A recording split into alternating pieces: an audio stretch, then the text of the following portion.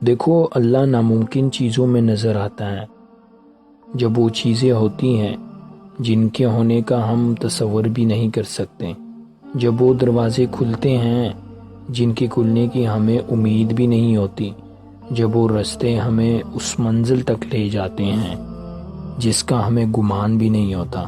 یہ حالات کا بدلنا، یہ دروازوں کا کھلنا، یہ رستوں کا منزل تک لے جانا، آپ کو لگتا ہے کیا یہ سب بلا وجہ ہو جاتا ہے؟ وہ جو رہنما ہے نا 7 آسمانوں پر، جو شے رگ سے بھی زیادہ قریب ہے، جو شے رگ سے بھی زیادہ قریب تر ہے، یہ ساری پہلیاں اس کی ہیں۔ ان پہلیوں کے جواب وہ خود دیتا ہے، بس ذرا مختلف ہوتے ہیں۔ نہ ہونے کا ہونا وہ تب ہی کرتا ہے جب انسان کا یقین زمین اور آسمان سے بہت وسیع ہو جاتا ہے۔